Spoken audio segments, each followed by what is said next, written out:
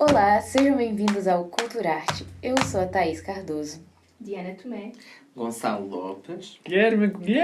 Não, estamos lá. William Silvia! E hoje estamos aqui reunidos com Lucas Maranhão, multi-instrumentista e produtor musical de Brasília, membro fundador da banda Aguaceiro, e em breve está lançando aí o seu segundo álbum, Varandas. Lucas, bem-vindo ao nosso podcast. Olá pessoal, muito obrigado pelo convite, por estar aqui, é um grande prazer. Vou começar com uma pergunta talvez provocativa. Você prefere que te chamem primeiro de artista ou produtor? Tá aí uma pergunta difícil mesmo. Eu acho que depende do momento, assim, do contexto, mas eu acho que gosto mais de artista, porque eu acho que foi o que veio primeiro, né? Pra depois me tornar um produtor. Mas também acabo que exerço, acho que mais como produtor. Não sei, é uma pergunta difícil mesmo, né? Mas acho que é artista. Você acha que você é artista porque é produtor, então? Ou, na verdade, o produtor vem porque você é artista? Tipo, você acha que um é a causa do outro? Sim, eu acho que eu me tornei produtor depois de ter me interessado para exercer essa vontade de ser artista, e o produtor foi quase como o meio para realmente fazer coisas, concretizar, né, essa vontade. Né? Então, E qual é a importância que tu vês de um produtor musical na vida de um artista? Bom, eu acho que o produtor seria a pessoa que realmente executa, né, uma ideia. Então, eu acho que o artista, ele vai ter a ideia, né, por exemplo, na produção de uma música, ele começa com a composição, e eu acho que o produtor vai ter uma visão de fora para tornar isso possível e fazer a ponte, né, entre a ideia que ainda é muito conceitual e ainda está dentro da cabeça do artista, até, enfim, realmente gravar, pensar, para transmitir essa ideia, qual é o melhor caminho, né? Quais instrumentos que podem transmitir melhor essa ideia, qual a abordagem artística, né? Qual tipo de gravação que vai ser usada. Então, no fundo, o produtor ajuda a concretizar a ideia conceitual que está na cabeça do artista, limitando, se calhar, também em termos de orçamento e do que há.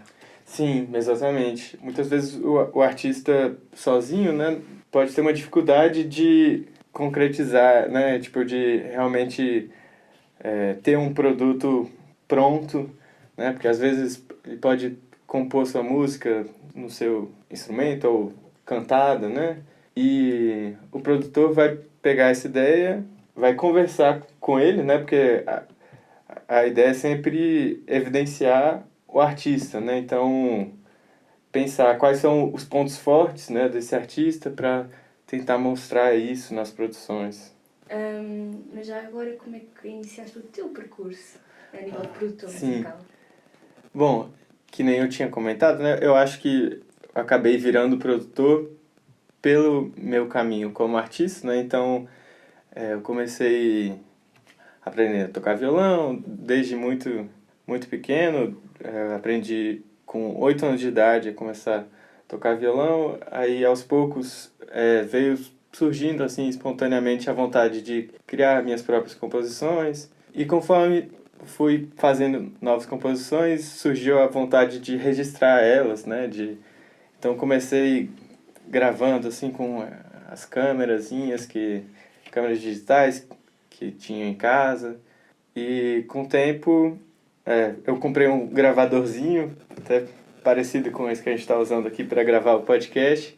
Aí comecei para tentar executar, né, uma ideia em cima da outra, né? Por exemplo, gravar um violão e poder pensar num segundo violão, algo que eu pudesse gravar e tocar uma ideia por cima desse violão gravado, né? E com o tempo isso foi escalando, né? Essa vontade de... E também o gosto por ver isso primeiro como uma brincadeira, né? De estar lá gravando músicas no meu quarto e querendo também me aperfeiçoar nisso. E com o passar dos anos, enfim, também conseguindo aos poucos, né, ter acesso ao equipamento para executar isso de uma forma melhor e juntando também com amigos, com a banda, né, para gravar as músicas da banda. E foi indo aos pouquinhos, né, em pequenos passos até, enfim, nessa caminhada que também continua, né, sempre tentando me aperfeiçoar assim nessa área. No fundo, a faceta de artista fez nascer a faceta do produtor. Já agora, falar mais na tua criação, ou seja, no teu artista e produtor ao mesmo tempo. Qual é a procura artística que tu procuras ter nesse... Ou seja, basicamente como é que é o processo quando pensas num novo álbum, e da ideia, como é que passas essa ideia num produto, não é um produto, mas numa criação, e como é que essa criação se formaliza depois num álbum, se é que, por exemplo, faz sentido um álbum, se faz sentido um EP. Sim. Como é que geres isso, estas questões todas do processo? Eu acho que esse processo ele pode acontecer de várias formas diferentes, né? Porque a gente pode pensar que o artista ele vai ter aquele momento de epifania que vai, nossa, pensei numa música agora que vai ser a melhor música da minha vida, eu vou gravar eu vou gravar esse álbum. Mas na realidade esse processo também pode ser muito de tentativa e erro, né? Então, ver esse processo de produção musical quase como um trabalho mesmo também. Você chegar um dia, sentar no estúdio e falar, não, hoje eu vou vou compor uma música e vou gravar pelo menos uma ideia. Então, ter esse processo de tentar gravar alguma coisa, eu acho que é o caminho e tentar gravar em grande quantidade, assim. Acho que aos poucos também, né? Às vezes passar uma semana gravando uma música, depois outra.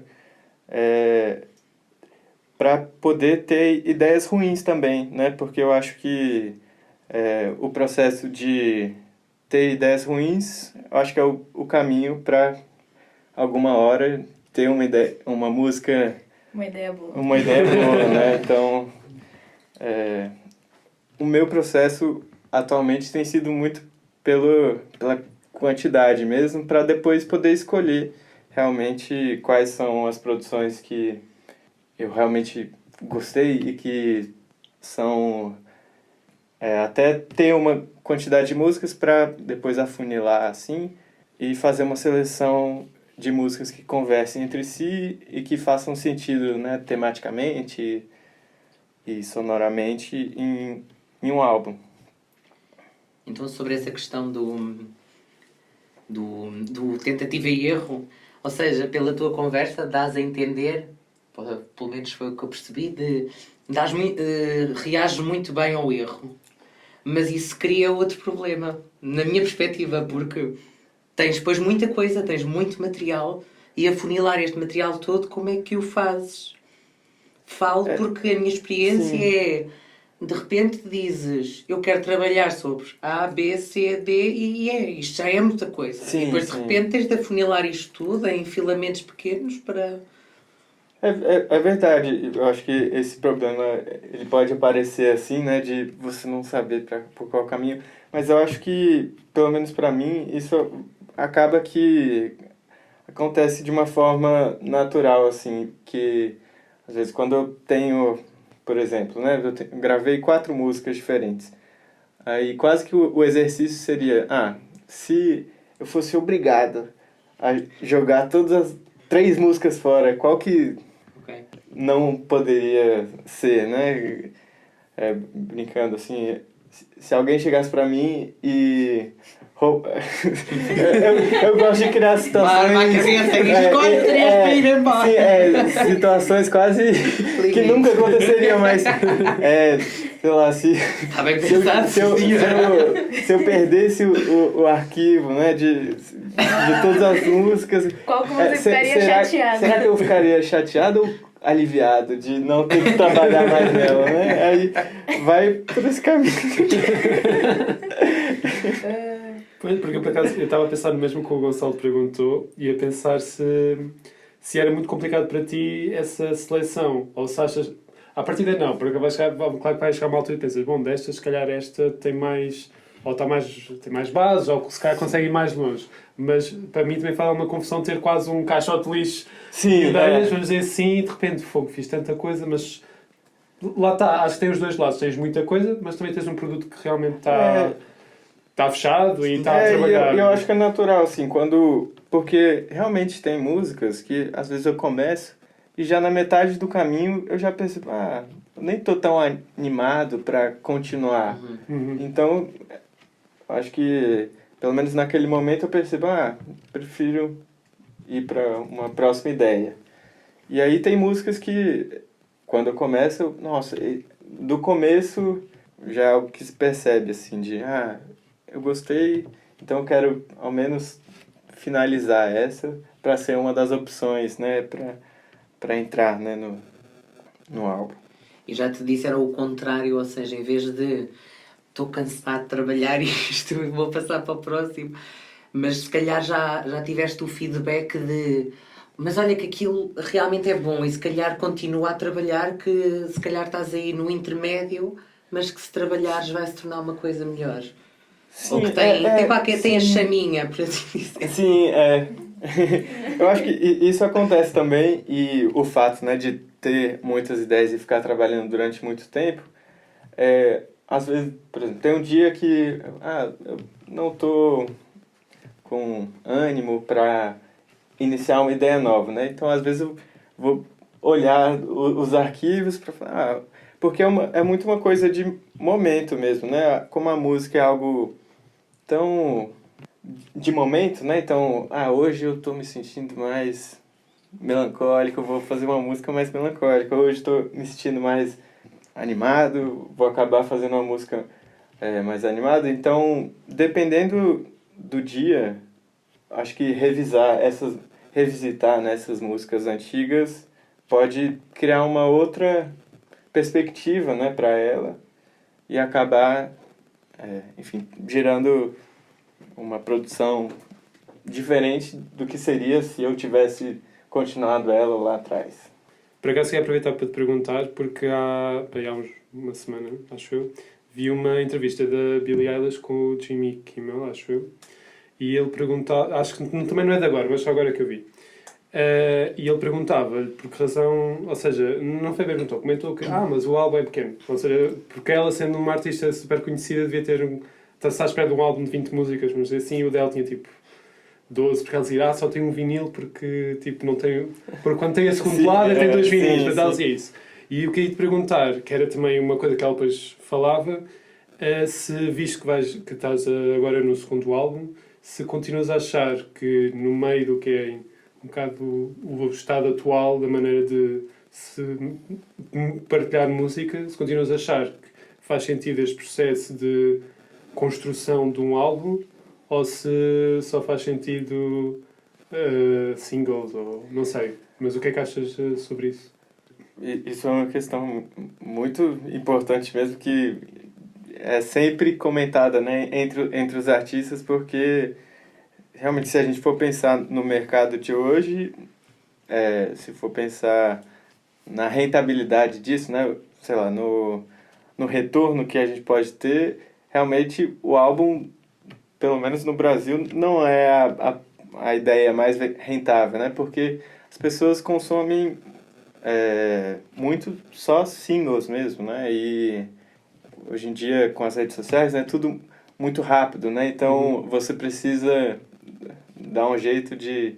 O artista também é o produtor de conteúdo, né, para as redes sociais, então lançar singles também é ter mais conteúdo, né, porque lançar um álbum o álbum é o conteúdo, mas o single, cada single é mais uma possibilidade de gerar conteúdo, né? Então, mas eu acho também que eu pessoalmente gosto muito de consumir álbuns, né? Ouvir o álbum inteiro na ordem que o artista pensou e eu acho que na hora de construir, né, um trabalho artístico, eu só vou ter acesso ao meu próprio senso crítico, né? Eu só vou tomar as decisões a partir do que eu conheço. Então, eu acho que se eu for ficar pensando, mas o público gostaria mais se fossem muitos singles, o público... eu acho que eu tento, né, na hora, ser um pouco quase que egoísta, né? De pensar, não, mas por mais que teoricamente o público prefira os singles, eu gosto mais do álbum, então eu vou acabar gravando o álbum. E particularmente, né, falando sobre álbuns, eu meio que prometi pra mim mesmo, assim, mas como vontade de continuar produzindo, que eu gravaria, assim, 5 álbuns até meus 30 anos. Que foi quase como uma meta, assim, com esse medo que a gente tem, eu acho que de perder essa veia artística, de ser levado pelo mercado de trabalho e não conseguir. Aí eu fiz essa promessa, assim, pra mim, que eu iria gravar 5 álbuns pra pelo menos ter esse combinado comigo mesmo que eu ia gravar esses 5, né? Então eu tô no meu segundo álbum, eu lancei um em 2022, eu tô lançando outro agora nesse ano. Agora eu tô com 26, então tem que correr também pra terminar. Então, essa 2028, terceiro. Não, tem que não, ser antes, vai ter tem que que ser ser antes. antes. Lá tem que está, ser vais ter a antes. epifania do artista. Vais ter um álbum assim, tirinho, e depois... Mas, e realmente, produzir muitas músicas, né, e ter essas outras músicas na gaveta, assim, né, que ficaram guardadas, eu acho que com o tempo isso vai sendo mais fácil também de revisitar essas ideias antigas e montar, né, outros álbuns. Eu estou a pensar que tenho de fazer isto para a minha vida, dizer assim, até aos 30 anos tenho de fazer 50 espetáculos. Imagina, 50 espetáculos, tu... Também 5 álbuns, 6. O Guilherme tem que construir... Eu quero escrever 100. 30 construções. Eu quero escrever 100 músicas. Isso é uma meta. Pronto, Ótimo. Diana, tens de fazer 50 apresentações. 50 coreografias. Ok, 2 Pronto, Não, lá está, mas- estás a ver, vais ter que ser coreógrafo. Pois vai ser. Tem hipótese. Não conta para os meninos. Ok, tá. Não, mas estou a brincar, mas isto é... Ou seja, estávamos a falar disto do álbum e do single. Eu, por mim, irrita-me um bocadinho. Porque o álbum permite-me colocar naquela coisa do aleatório, quase. Eu já não vou pela ordem, não penso tanto nisso. Vou pela ordem, prefiro ir pelo aleatório o que der. Mas, por exemplo, quando ouço um álbum, do que for, tenho mais ou menos em conta do que é que vou encontrar. Sim. A experiência é sempre individual, né? Então cada um vai ter seu modo de consumir, Sim. né? Isso, mas eu gosto muito do álbum porque tem essa... Ele cria, né, esse universo do artista ali fechado e com começo, meio e fim. E que também é um recorte de tempo também, né? Todas as músicas normalmente foram produzidas na mesma época, assim, no mesmo ano ou próximo, assim. E gosto de ouvir entender mais sobre o artista, né? O que ele queria dizer, o que ele estava pensando, né, nessa época. Então, eu gosto de consumir assim, um álbum completo. E essas coisas da ideia a intenção ao fazer aquilo. Isso. E que se calhar, por exemplo, tu construíste agora este novo álbum, mas de repente, lá estás, chegas aos 30 e dizes assim, aquele é o meu pior álbum, por exemplo. Ou podes dizer que aquele é o melhor. Então, se calhar, fazendo a ponte para uma próxima questão. O teu primeiro álbum foi o Verso-Reverso. Exatamente. Digo bem. E então, se calhar, pegava nisto para falares um bocadinho sobre este álbum e o seu processo e se calhar também esta coisa do que é o verso do reverso. Legal. Bom, o Verso-Reverso partiu, assim, de uma, de uma ideia que, assim, tava numa mesa de bar com os amigos, bebendo cerveja, aí todo mundo... Aí chegou um momento, um amigo falou, não, imagina se existisse um álbum que fosse metade pra frente, metade pra trás. E foi uma questão assim, como assim? Aí ele falou, não, é um álbum que a primeira metade dele você toca, aí você chega na metade, são as mesmas músicas, só que tocadas ao contrário. Aí eu fiquei muito interessado por essa ideia e isso foi em 2019, logo no final do ano mesmo, né? Tivemos então a pandemia, acabou que eu tinha muito tempo livre e tenho a sorte e o privilégio de ter um home studio, né, na minha casa, que foi onde produzi esse álbum e onde produzo todas as minhas músicas e também meu trabalho como produtor, recebo outros artistas lá.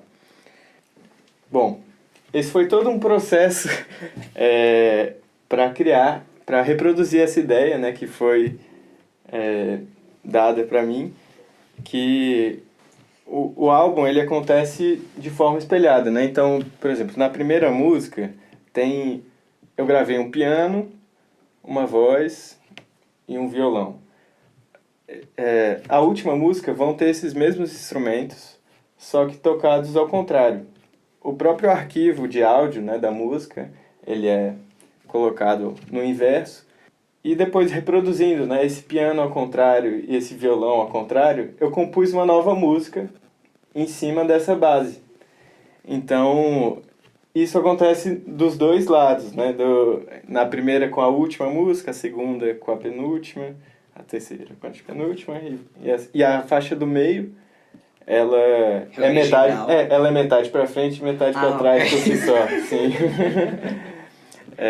E aí... o que muda na versão, né, de cada lado é realmente a mixagem, né? Então, por exemplo, na primeira faixa eu sempre vou deixar a voz que está para frente, né, com volume mais alto, e a voz que está ao reverso um pouquinho mais baixa, fazendo quase que um backing vocal experimental, né? Acabou virando um álbum mais experimental porque essas eram as condições que eu mesmo estabeleci, né, na hora de produzir. Essas limitações acabaram que me ajudaram muito, porque me ajudaram a tomar escolhas, né? Tipo, eu só podia compor músicas, quando eu estava produzindo esse álbum, músicas que realmente funcionassem dos dois lados. Então, se eu testava alguma ideia que não funcionava, que do outro lado ficava muito estranha, eu já abandonava essa ideia, né? Então, foi um processo bem experimental, mas que eu aprendi muito também, né, de produção e de composição a partir dessas limitações. E deu o resultado desse álbum, né, que também é um retrato daquele momento também, né, o momento da pandemia, de isolamento, é um álbum mais angustiante, né, assim. Sim, eu que não entendo nada de música, cheguei a pena. Agora percebi que falaste. Então, ouvimos dizer na nossa pesquisa, uma fonte, que é a primeira vez que estás em Portugal. Enquanto artista. Enquanto artista. Peço desculpa, obrigado pela ressalva. Por isso, íamos perguntar assim uma pergunta difícil. Qual é o conhecimento que tu tens do panorama musical português? Ou o que é que chegou até ti ao Brasil, mas que veio criado cá? Sim, inicialmente, assim, a visão que eu tinha, já indo mais para trás, assim, de o que mais chega, né, realmente são as coisas mais clássicas, né, não clássicas pelo sentido exato da palavra, né, mas, por exemplo, o fado e essa questão mais tradicional, né, da música Mas eu acho que o primeiro contato que eu tive com a música mais contemporânea e indie portuguesa foi a partir de uma colaboração que teve da banda O Terno, lá do Brasil, com o Capitão Fausto. Ok. E aí eu comecei a investigar a discografia deles, porque eu gostei muito que tinha uma pegada musical parecida com o Terno, que na época era uma das bandas que eu estava mais ouvindo. Mergulhei na discografia deles, aí acabei conhecendo também Bruno Pernadas, que adoro, que eu acho também uma pegada experimental que eu acho muito interessante. Bom, Amaro, que também ouvi quando ela fez uma participação com Jacob Collier, e fui só depois descobrir que ela era portuguesa, porque tem muito material dela cantando em inglês. Ela então... também teve muito tempo em LA, acho eu. Ah, sim. Sim, acho que ela teve muito tempo lá em produção. E quando, enfim, descobri que ela era portuguesa, eu fiquei muito feliz porque é muito legal ver essa ponte da língua, né? Então, ouvir cantores excelentes cantando na nossa língua é sempre muito bom. E, bom, mais recentemente, a Thaís me mostrou, né, mais artistas daqui. Eu estou muito admirado, assim, com a cena musical aqui de Portugal. A gente foi também na Feira do Livro, lá em Porto, e eu vi... eu não vou lembrar o nome da artista, Também não. mas a gente viu uma apresentação de como se fosse um fado mais contemporâneo, que era a cantora fadista, tinha também Tinha o guitarrista. tinha um guitarrista com a guitarra portuguesa tradicional, mas também tinha um sintetizador, inclusive um... Cheira-me a namora. Também Não, mas não... Com Roseta. Por exemplo, a Carminho, que é das fadistas mais conhecidas internacionalmente e a que vai mais fora, ela própria, por causa da história do filme que ela entrou no Paulo Escrituras, sim. E entretanto aqueles... eu adorei, nossa. Mas sabes que ela não tocava, ela não sabia tocar guitarra portuguesa. Ela meio ela aprendeu para o foi filme. tipo, ok, sim. vai ter que ser, vai. Caramba. E ela também, das poucas que já começou a introduzir... por exemplo, a guitarra, em vez de ser portuguesa, a guitarra elétrica, não sei se ela trabalha no sintetizador. Mas esta pergunta não era para te encostar à parede, tipo, o quê? Não era essa. Não fomos bem não com Portugal. sabes português. Esta questão me surgiu porque, e até isto tinha falado dos Capitão Fausto, e por acaso achei muito engraçado, porque não era a banda, porque o fado normalmente se sabe, porque esta pergunta não é qual é o teu, se tens muito conhecimento ou não, mas é mais a pergunta do que é que chega lá fora. E estamos a falar do Brasil, que é dos mercados, se calhar, que melhor consegue receber porque percebe a maior parte das letras e pronto, desse contacto próximo. Isto porque é interessante perceber lá está o que chega, porque de lá para cá, por exemplo, eu conheço o termo, mas sei que também não é do que sai, por acaso eles vão estar cá. Outubro, acho eu, vão fazer a digressão de despedida.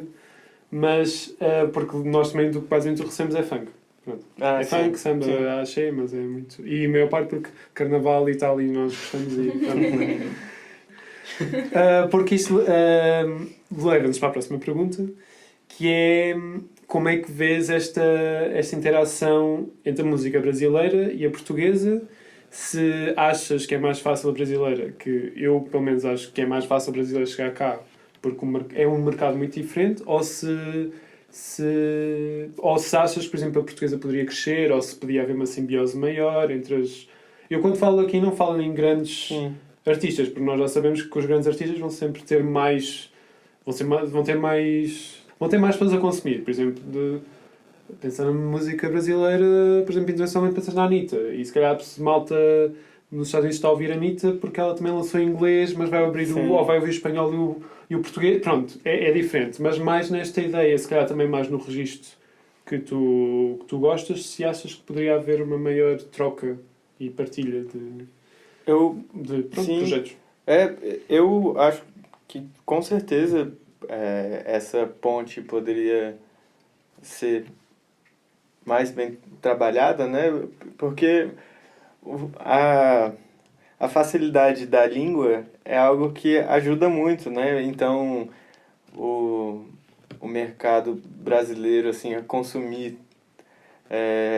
porque o mercado brasileiro também escuta muitas músicas em inglês, né? Eu acho que provavelmente no mundo inteiro, mas o mercado brasileiro ouve muitas músicas em português, né?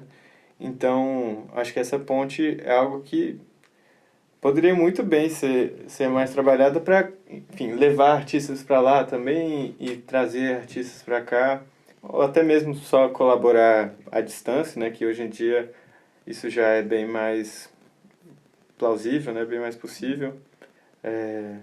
Mas eu vejo muita semelhança, assim, até na música tradicional portuguesa com a brasileira.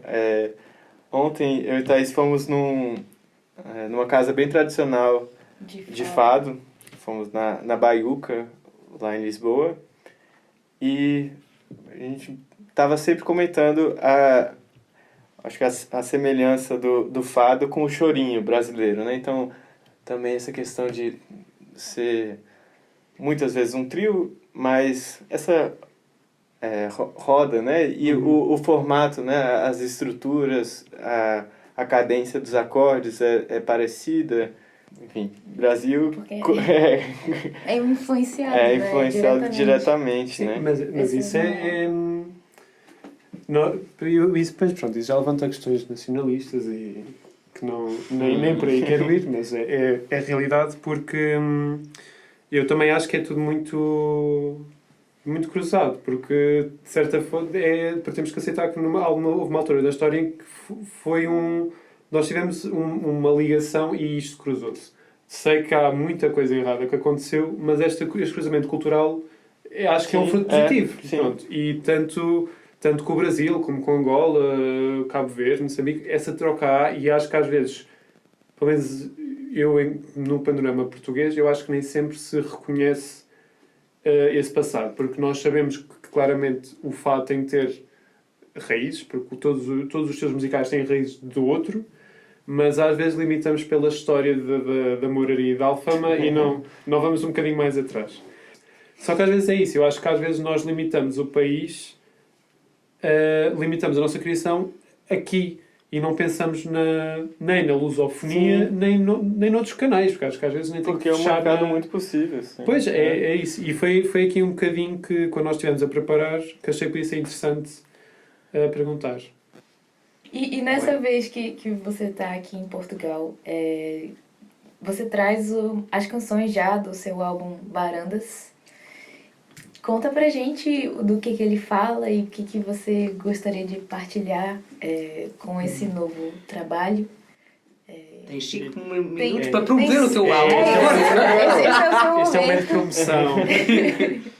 Legal. Bom, eu tinha falado um pouquinho do meu primeiro álbum, que foi esse momento de pandemia, que foi feito durante a pandemia, né? As produções desse álbum começaram logo nesse período de reabertura, né? Então, eu acho que era um momento que eu, pessoalmente, assim, estava me sentindo muito animado de voltar a encontrar com os meus amigos e voltar a sair de casa, né? E, então, foi um álbum que acabou celebrando muito essas amizades e até o ambiente externo, né? De estar ao ar livre. E, bom, Varandas é um recorte, assim, de vários momentos. É um recorte, né, de várias experiências desse momento de pós-pandemia, de estar junto com os meus amigos. Então é um álbum mais animado, né? Um álbum mais feliz. Então eu convido vocês a escutarem meu álbum Varandas, que já está disponível em todas as plataformas de streaming, inclusive com duas músicas com participação de Thaís Cardoso, que está aqui na mesa. Foi muito bom. Gravamos lá no estúdio do Lucas. tem composição também. Foi muito maneiro. Pronto, então, obrigado, Lucas, por teres aceitado o nosso convite para este humilde podcast. E pronto, e terminamos por aqui. Obrigado. Hoje são o Álvaro Varandas, Lucas Maranhão, correto? Em todas as plataformas. Todas as plataformas de streaming, tal e qual como o nosso podcast, precisamente. Boa, Guilherme. Nosso meio de promoção. E nós voltamos brevemente para mais episódios. Damos novidades em breve.